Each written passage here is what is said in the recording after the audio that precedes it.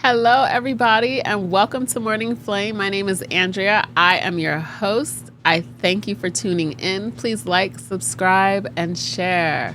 I pray that you've been receiving a blessing, and if it's your first time, welcome, welcome. So today I'm going to jump right into it again. We just talked about the tongue and the power of our words, and now we're going to talk a little bit about happiness and joy. So happiness and joy, it's what everyone's attaining after that. Nobody wants to be unhappy. Nobody wants to have a lack of joy. That's just not normal. Anyone who would say otherwise probably needs to do some soul searching.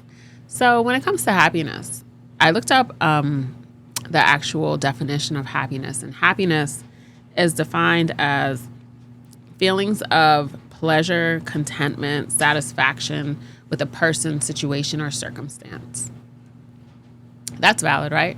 You're happy when things are going well. You feel happy with people, with your job, with your finances, with your life. You feel happy with different things, right? Different circumstances cause a sense of happiness.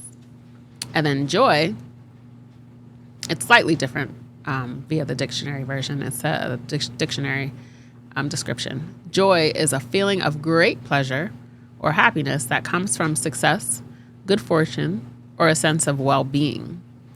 So when I look at happiness and joy, I see them as directly related but very different.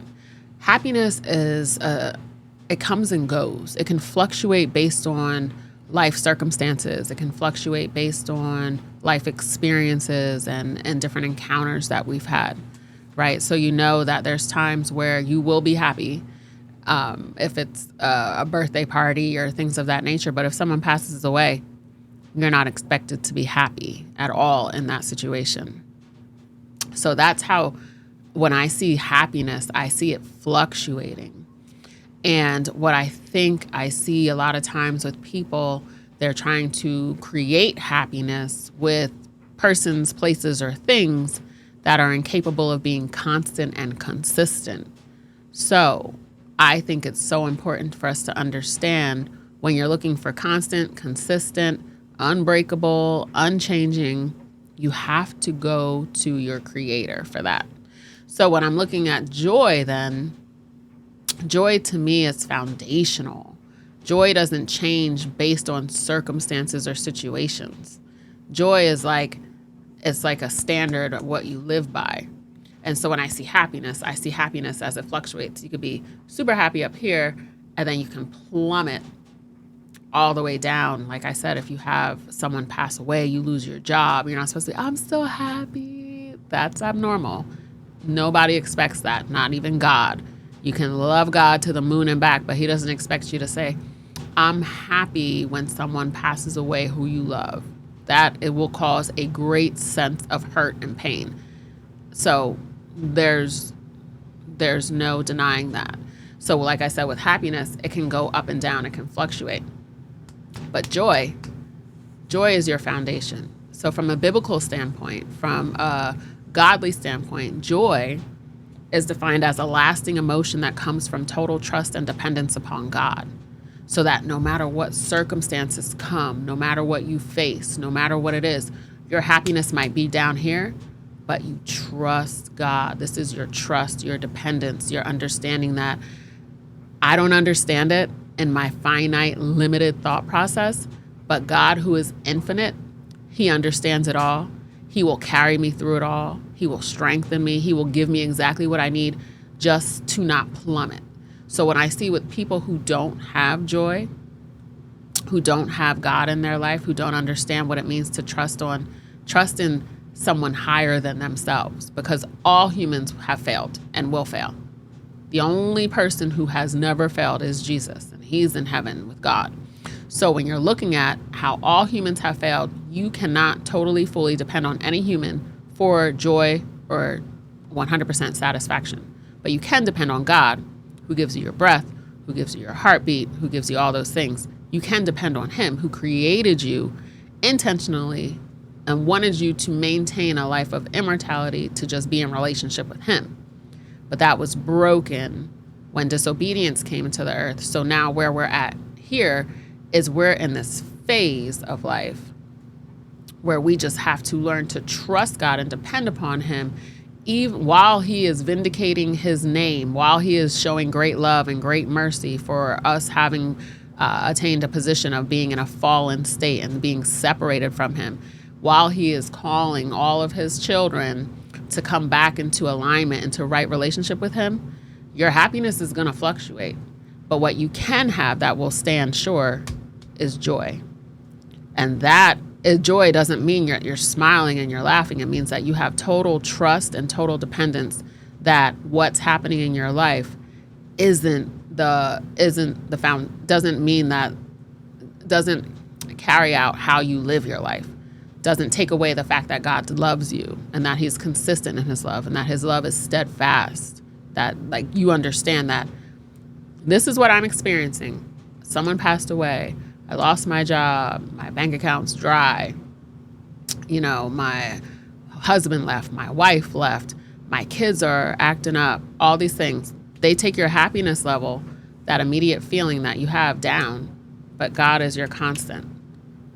He is the person you can turn to. And that's where I can see where a lot of suicide happens. A lot of people just don't love themselves. They don't understand how valuable and how precious they are because people let them down, and then they just don't have God, so they just plummet. They go straight down. They just live a life of emptiness, a life with no joy, with no contentment in what they have. People always trying to attain more and more and more and more stuff that really holds no value. Your greatest relationships you have are with people. You look back at your memories, it's not, oh yeah, I took this trip all by myself. If you did, your great memory with that is going to be something that you saw or people you connected with, or even connecting with yourself. But it's still all relationship based.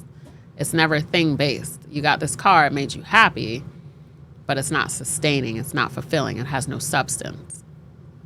So I just want to tell you, everyone, today, if you want a foundation that's lasting, that's sure, let God be the foundation of your joy, where your peace and your comfort and your happiness comes from. Let it stem from that. Happiness is going to come and go. It's going to fluctuate. So, it's going to fluctuate. Life happens. We live in a world where things are going to happen that we are not going to sit with a smile on our face every day. You can wake up happy as a clam. I don't know if clams are happy, but you can wake up happy, joyful, full of joy, and that in this very same hour, something, someone, some circumstance or situation can come and snatch it right from you. You have the ability to just stand on God, to lean on him. Our greatest desire is to never let anyone or person, place, or thing take our happiness and take any of that away from us. But the reality is, like I said, things happen. We are not expected to walk around smiling and laughing with every single situation that comes our way.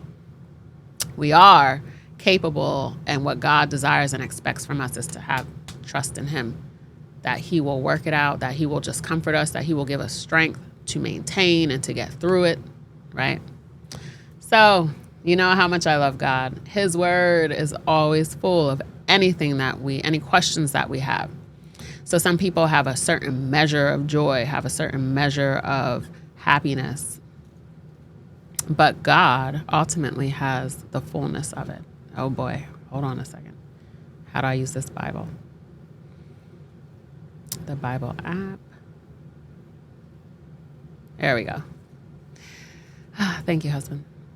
Again, I'm going to the verse. I know this one. It is Psalm 16. Oh, you know what? I'm going to do the other one first. It talks about happiness. Proverbs 3:13 through 18. I'll get the hang of this. I want Proverbs. Proverbs 3. Here we go.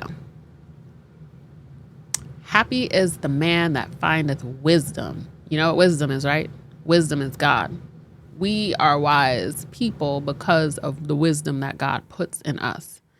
And the man that getteth understanding. Once you get an understanding of who God is and who you are and what he wants to do for you, you do have happiness because you're not looking for, like I was saying earlier, things to attain to make you feel happy. You see it's in the power of your relationships, how you see God and how you learn to love yourself through God's eyes. You become happy in that, not I need these certain trinkets and things to make me happy. No, you begin to understand that happiness is really developed by having sound, wonderful relationships with God, yourself, and others, and even creation and everything around you. You understand that all of that feeds into your happiness. And the things will come too. God is not a God that's saying you have to live under a tree and not look nice and not have nice things. No, remember, God's people ran the fastest, were the most beautiful, were the strongest, were the most wise. Like, he blessed them all with that. You look into the Bible accounts of who God's people were. They were the richest. They were the wisest, the fastest, the most wise, the most faithful. I mean, they were all great people. None of them had to sit around and be bums. Not none, but God knows what we can have and what we can handle that will stay in relationship with him. Some people, you can't handle a lot of money because you know what you're going to do? Forget all about God. Right? Some people you can't be so beautiful. You'll be doing things you're not supposed to be doing. I can't have a wonderful singing voice because I would think that I was better than anyone in the whole wide world. Music does that to me. I absolutely love music. God knew better than to give me some kind of voice. I would have forgot long time ago all about him. So God is very intent on making us happy. He just wants us to be happy with the right things. Proverbs 3:13, happy is the man that findeth wisdom and the man that getteth understanding. And the last verse that I want to share comes from Psalm 16:11.